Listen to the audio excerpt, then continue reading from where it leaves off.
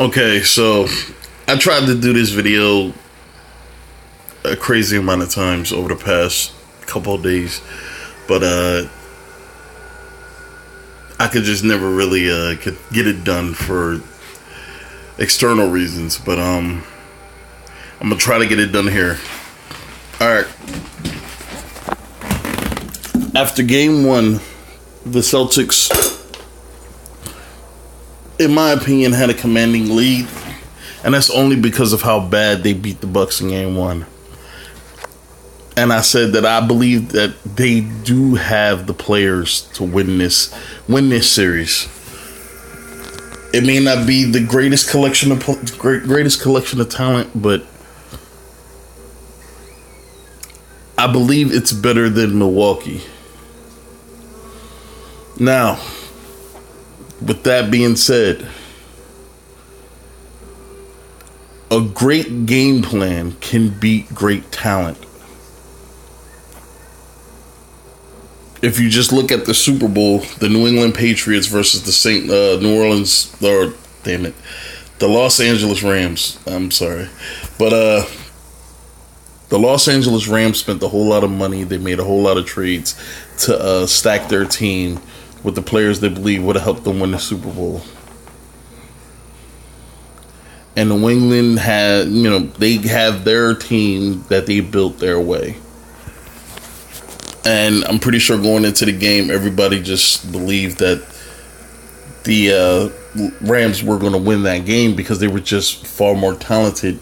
And New England don't have the personnel to be able to handle a lot of what the Rams had to offer. And then when the game started, immediately you could just see talent meant nothing. I mean, Bill Belichick and Wade Phillips went at it defensively. Sean McVay looked like an amateur. He looked like he did not know what to do. And he looked like the game plan he went in with it fell apart and he didn't have a backup plan. And then he comes out and he says that he was out-coached. Oh, no shit, bro. You really thought you were going to out-coach Bill Belichick? Now, Bill Belichick has lost some big games. That doesn't mean he was out-coached. It just means that the players on the field executed better than his players on the field. That doesn't mean he was out-coached. A lot of times, Bill Belichick out-coaches the other team's coach, but the talent on the field was able to supersede any of that. Now, with the Milwaukee Bucks, I made a video yesterday. I just didn't put it out, but I made a video yesterday where I said, when I made my prediction on the series, I said the only way the Boston Celtics would lose this series is if they beat themselves. And then I explained what I meant by beat themselves. And they have effectively done that. The over,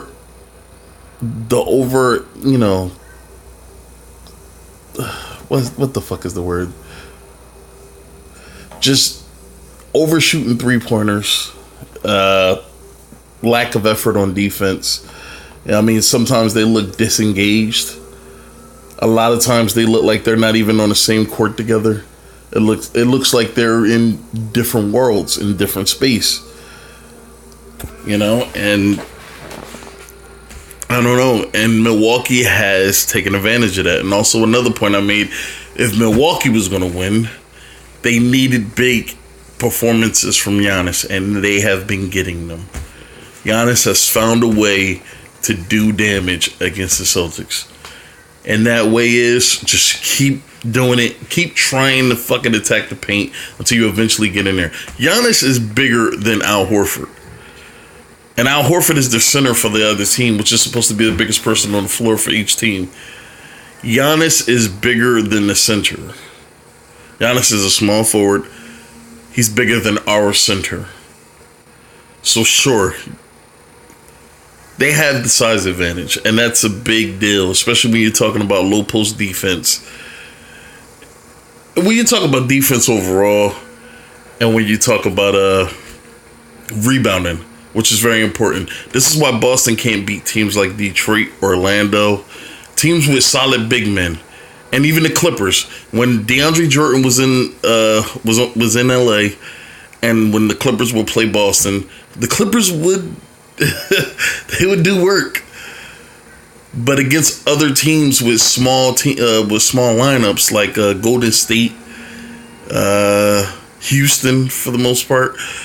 I mean, besides Clint Capella,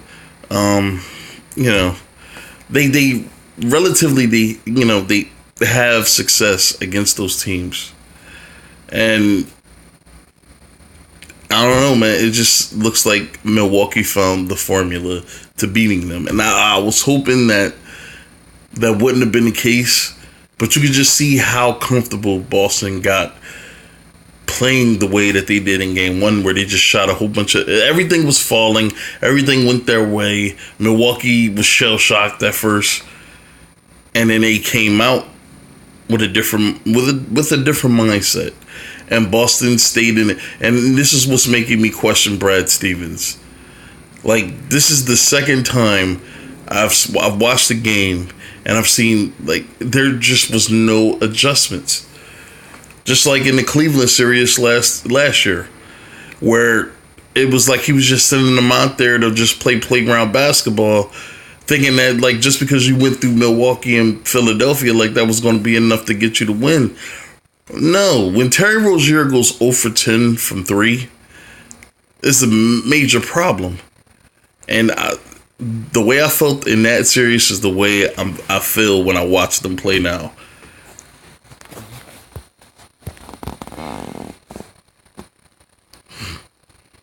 Just about over, guys. Since playoff expansion in 1984, 60-win teams that went up 3-1 in a series are now 48-1 in those series. The only one to lose, the Warriors in the finals against Cleveland a few years ago. We recall that they had one of their most important players suspended for Game 5 in that series, but there's no reason to go there because let's go here, okay? There's a lot to unpack, and I want to start with Kyrie Irving. Jalen, as we watched it... Real quick before they start, I said months ago that even though he wasn't there, nothing he was doing was the problem. It was just his presence on the team is the problem. Because these young guys, that playoff series last year, and this is also the point that I made about the Philadelphia 76ers and between Nick Foles and Carson Wentz. When Carson Wentz was playing and they were at the top of their game, they looked unstoppable. Everything was great. And then when he got hurt, Nick Foles came in. They rallied around Nick Foles. Now, what was important, what was more important than those 14 games that Carson Wentz played was the 3 games in the playoffs that Nick Foles played. And bonds are formed in the playoffs. Bonds are formed in the playoffs. When you win a title during that playoff stretch, you see the best of players. You see the best of players. And mutual respects go around. And Nick Foles got that respect from his team. Now, when Carson Wentz came back, I told my friend, I don't know if I did a video about this, but I told my friend, listen, Carson is coming back.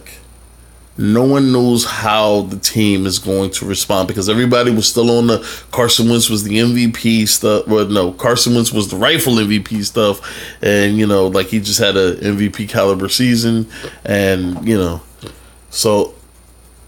I was like, it may not work, man, because Nick Foles got them a title. Nick Foles helped them win a championship. And I think that's more important than your quarterback playing at an MVP level. And it was a couple of contributing factors to why Carson Wentz didn't play well. And one of those was he might have still been hurt and just wanted to come back early. But Carson Wentz felt like he had to come back early. Not because of some athlete shit where they're like, I want to die on the field or whatever. No, Carson Wentz had to come back because he missed a crucial part of the season that he knew was important that he knew would go against all the goodwill that he built up with his teammates. Everything would be just forgotten because he wasn't there during the championship run. Now, the reason why I say all that is because last year, when Boston played in the playoffs, after they lost Kyrie, Gordon Hayward went out at the beginning of the year, those young guys were put at the forefront to lead this team. And I've already said that I believe Al Horford is the leader, but those guys led them into battle. You know, they were the front line, and they played phenomenally. And when you have such, I said this already, when you have such success at a young age or so early in your career, you think you're fucking unstoppable. Why wouldn't you think that you could lead the fucking team? Why wouldn't you believe that you could take this team to a fucking title? Why wouldn't you? Look at Philly. They beat Miami in 5 games. They dominated them. Why wouldn't you think that you were just going to run roughshod over everybody? Everybody was talking about, oh, Philly's going to beat Cleveland. Philly has the chance to beat Cleveland. They couldn't get past those young guns in Boston. And people are now questioning Jaylen Brown, and they're questioning Jason Tatum. Don't. Because when Kyrie is gone, and he will be gone, if they lose to Milwaukee, most likely the only way he'll stay is if they win the fucking title. And he may not even stay then. But Kyrie is gone. When Jason Tatum and Jaylen Brown are running this fucking team, you're going to see different players. It will happen. Do not take this season as some, oh man, this is the full fucking 360 view of who these players are. I guess I was wrong. I guess they are not superstar talent caliber players. Don't get it fucked up, man.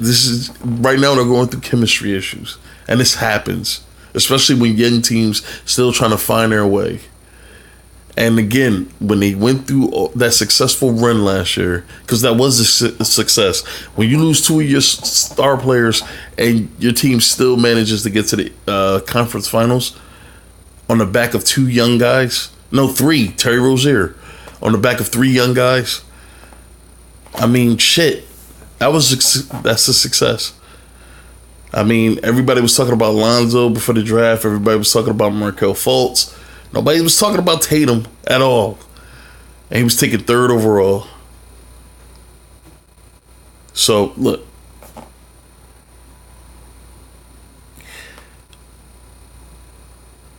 This team is just going through a lull period. Some may call it a sophomore slump. Some may call it a wall. But I believe eventually they're going to figure it out. And it most likely will be after Kyrie has already left. Thing here, and we may be seeing the end of the Kyrie era in Boston right before our eyes. What are you thinking as you watch him? You are seeing the end of Kyrie in Boston. And the thing that I'm seeing is his next situation has to be a blank canvas. It can't be the Nets. And what I mean by that is a team that made the playoffs that has an identity in its backcourt already. It has to be a squad like the Knicks, where they can actually build around the fact that he's going to be a volume usage player. He likes to dribble the ball a lot. He likes to shoot the basketball a lot. And that's who he has become. Unfortunately for the Celtics, that's not how they're built. Okay? This is a team that made it to the conference finals last year without him. So now when... And real quick, I'm just going to use LeBron as a backdrop for what I'm about to say. But Kyrie needs to go to a team that doesn't have a star player, that doesn't have a promising young player.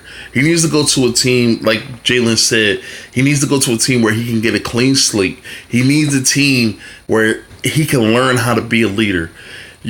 I think what fucked him up coming to Boston was well run. It's a well run machine right now. I mean, it seems like every decision they make works out or is working out to some degree. Danny Ainge is a fucking wizard when it comes to managing the team. Kyrie needs to go to a team that doesn't have a star player that has, I would say, that has a solid number 2. That he could go to the team. He's clearly the best player. That's why I don't think, if Kyrie goes to a team because he clearly wants to be a leader of a team. If he goes to a team and Kevin Durant goes to that same team, I don't think that will work. Honestly, I don't think it will work. I think Kyrie is done with being led, and I think he's done with trying to lead young guys that doesn't want to be led, that wants to lead themselves. I think he's done with that. Like, and when Kyrie went down and he was out for a few games this year, you could just see how different the team played, even with Gordon Hayward. And I was like, what the fuck? This is so different than what I just saw a couple months ago. And I'm pretty sure even Kyrie saw that. And when Kyrie have his head hanging low when they lose to Milwaukee, and you see him like looking down at his shoes and shit, in the back of his mind, he's probably thinking, maybe I'm the problem. Seriously, he could seriously be thinking that. Because when he's on the court, they're either good or what the fuck was that? That type of thing. And then when he's not on the court, you see synergy, you see organization, you see deferring. You see them actually wanting to play better, wanting to move the ball more. Kyrie needs to go to a team where he can lead. And so that means he probably needs to go to a team that doesn't have somebody there to lead them. You know, probably like an upstart or something. Like if New Orleans moves on from Anthony Davis, or if Anthony Davis moves on from New Orleans, him possibly going there, somewhere where there's not already a star there. People keep talking about Kevin Durant, Jimmy Butler, Kyrie Irving, Kyrie possibly going back to LeBron. Kyrie doesn't want to be with LeBron. I'm telling you, Kyrie, if he goes back there, it'll be a major step backwards for his career. And all that fussing and fighting that he was doing to get out of, or to leave Cleveland and to try to establish himself as his own man in the NBA would be shit on if he goes back to LeBron. And I don't think he'll do that. So he has to go to a team where he'll be able to get his own, and everybody would want to follow him. Because you have to get everybody in line. If you don't have your troops in line, the battle is already lost, man. You have to be able to have that organization. And he sees that organization with the Celtics when he's not on the floor. Even when Hayward was in the game. Like, and that's when I saw Hayward playing at his best this year, was when Kyrie wasn't on the floor and the ball was moving. They insert you into the lineup, it got to be make everybody better. Make everybody comfortable. When you go, Kyrie's not that kind of player, and I've always thought he was a phenomenal talent, but I always knew that he wasn't a facilitator. Kyrie's not a facilitator. Kyrie's a guy that's going to get you 25 points easy. I mean, he's really good at scoring, but he's not a guy to pass the ball effectively. And what I mean by effectively is getting people in their spots and getting them open shots so they could, get the best shot possible. He's not a guy to do that, like a Chris Paul, Steve Nash. He's not a guy that can do that. He's a guy that could shoot. That could shoot the fucking ball. I'm not even going to compare him to Steph, because Steph can pass. And the way that Golden State conducts their shit, Steph's game is just completely different than Kyrie's. But he's like a toned down Russell Westbrook, because Russell Westbrook likes to shoot, but he can't fucking shoot. He likes to shoot, but he doesn't have a consistent jumper.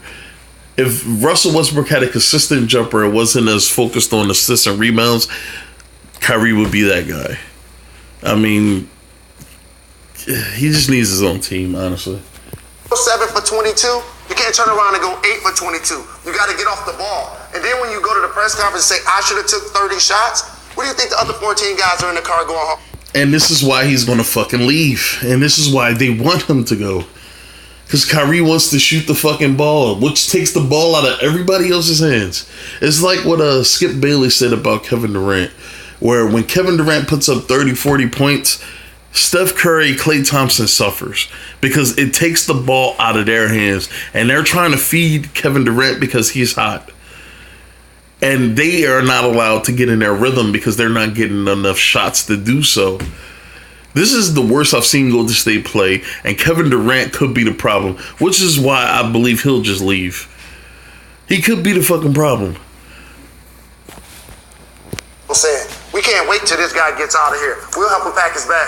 And Jill, let me just ask you this, because we brought it up in the first hour as well, and that is that so much of what Milwaukee did in transition last night comes off of bad Kyrie shots, where everyone on the Celtics is basically standing flat-footed and watching. That's what I'm saying. If Kyrie is making those shots, people will be talking about how awesome it is. So I'm just going to exclude all the Kyrie shot-taking talk. But the poor defense, the lack of effort on defense, that's what it's been like all fucking season. Poor defense. Lack of effort on defense. Taking ill-advised fucking three-point shots. Just, trying to find three-point shots. Running out of time looking for three-point shots. Which causes you to put up bad shots and shit. Like... And here go the Bucks in transition. But you and I can see that. All of us can see that. Why can't the Celtics do something about that? Well, the guy that's doing it is the person that's not acknowledging it. That's Kyrie Irving. And I promise you, correct me if I'm wrong, Seth and Jay, the body language of the players when you take a bad shot, shoulders just slump, Greeny, like, oh my goodness. And then all of a sudden, the other team is out in transition. Yeah, look, we can blame everything on Kyrie. And Kyrie, look, his game doesn't fit Brad Stevens' system. I mean, Brad Stevens has an idea and a vision of how he wants to play. Ball movement. Effort on defense. It doesn't matter who takes the shot as long as it's a good shot and as long as you can make the shot. That type of fucking offense. When Kyrie went down and it was just them out there, that's the kind of offense that Brad Stevens wants to run. It's a completely different game. He doesn't fit. He doesn't make the hockey assist. He doesn't make the pass that leads to the pass. He had 10 assists yesterday. He took 22 shots. I'd say 6 or 7 of them were really bad shots. Those bad shots, when the ball gets stuck, we talked about it. Your defensive transition is connected to your shot selection. You take bad shots, the other team's going to go into transition. We can kill Kyrie. He hasn't changed. He's always been that guy. Let me ask you a question. I know we want to talk about Kyrie. But why are we talking about Gordon Hayward? He makes $31 million a year. Yeah. $31 million. I hate this conversation. Gordon Hayward was given that contract before he fucking got hurt. Now, if Gordon Hayward, and I hate doing what ifs, man, because it makes no difference. It's not like the shit would have actually, it's not like it happened or had a chance of happening. It is what it is now. But what if Gordon Hayward didn't get hurt? Gordon Hayward is a 20-25 point guy. He can't really do much else. He's a decent scorer. But he's such a decent scorer that is at an all-star level that he can score. Sometimes. I mean, I consider him one of those microwave guys that the more he shoots, the more he makes, the more he gets hot, the more his confidence goes up. And then at that point, he just, he makes a lot more shots. But before Gordon Hayward got hurt, he was worth the money. Nobody was talking about how, this is a bad contract. It's not now that he got hurt and he's not the same player and he's just now starting to come back. And also, what could be fucking up his comeback is Kyrie and all the shots he shoots. I mean, because all Gordon Hayward was really good for is scoring.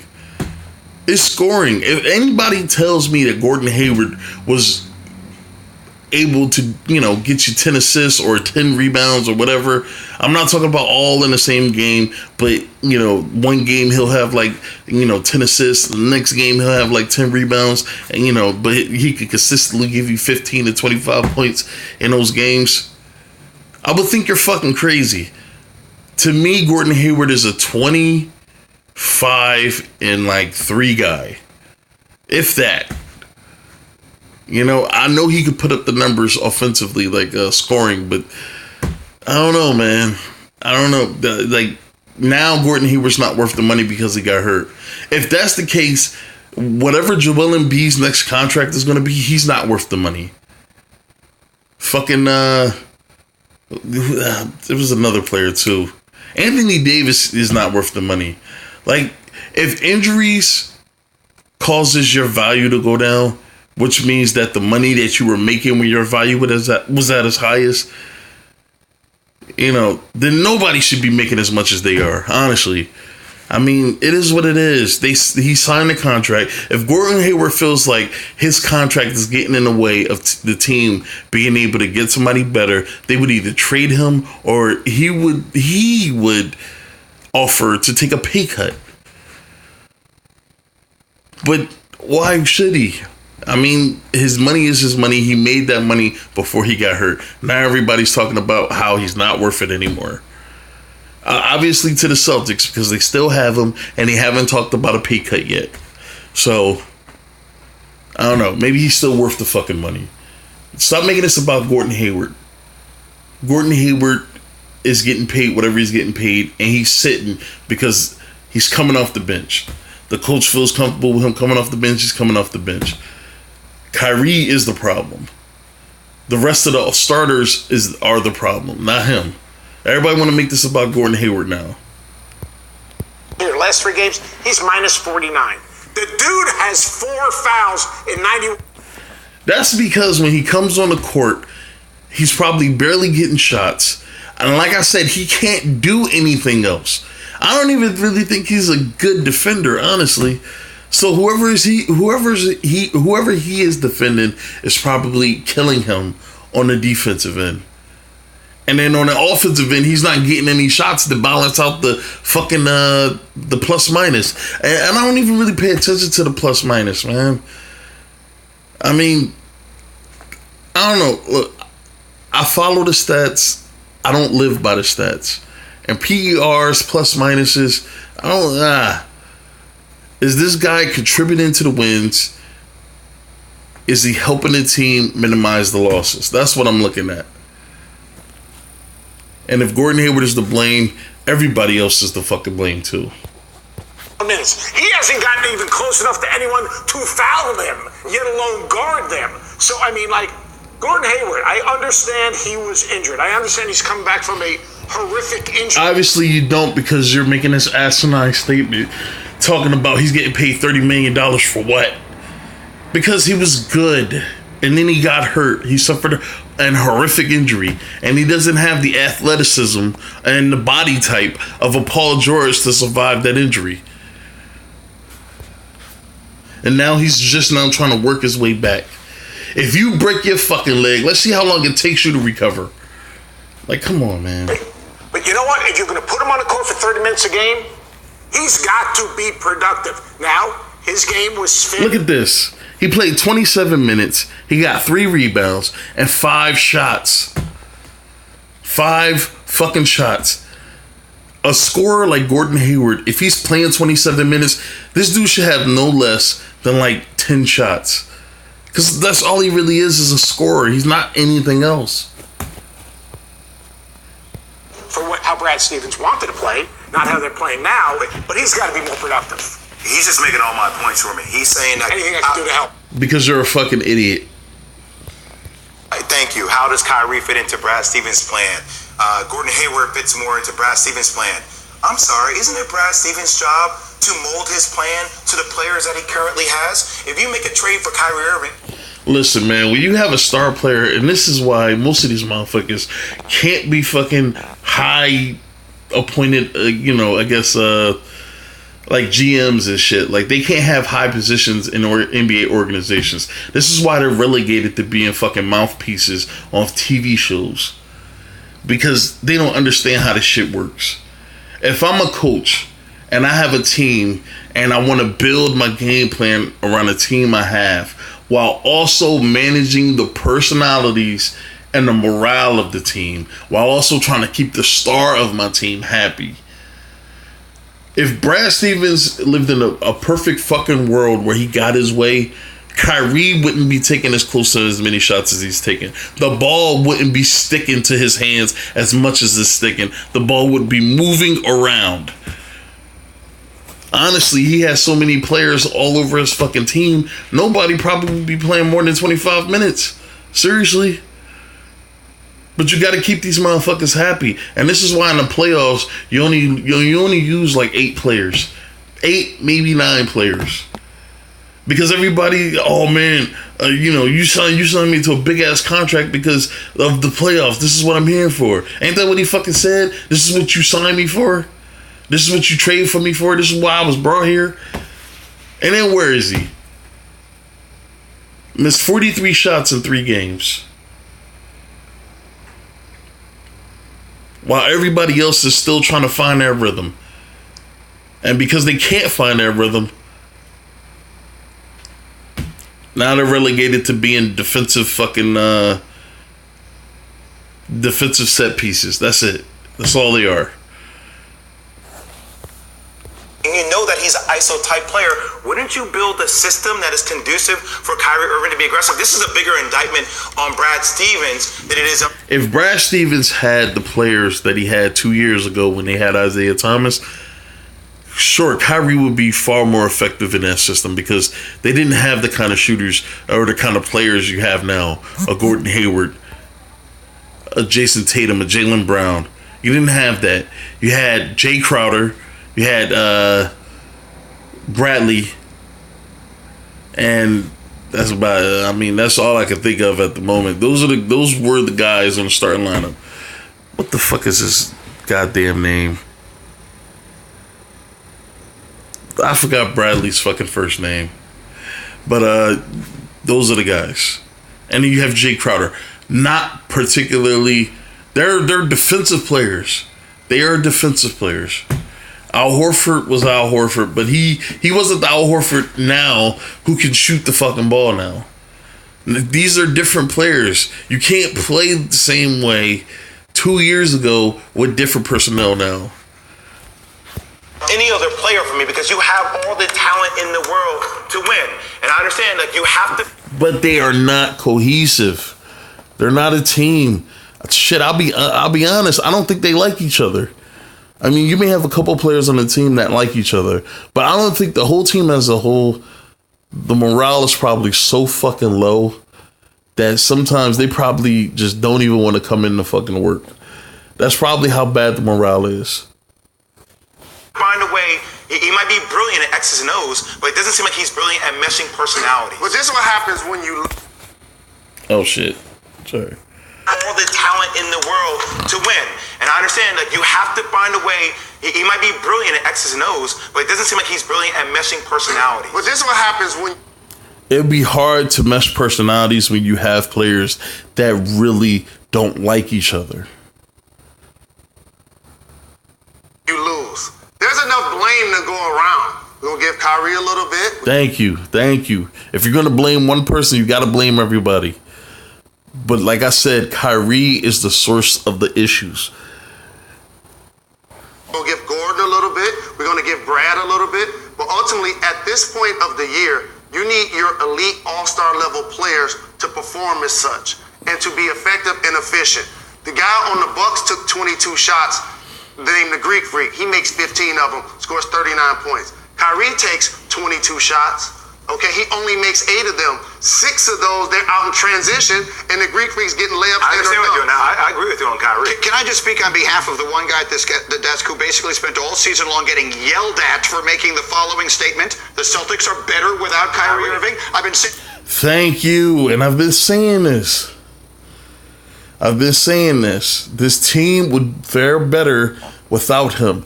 And Kyrie would be better if he was on a team that didn't have an already made star, where he was the clear alpha.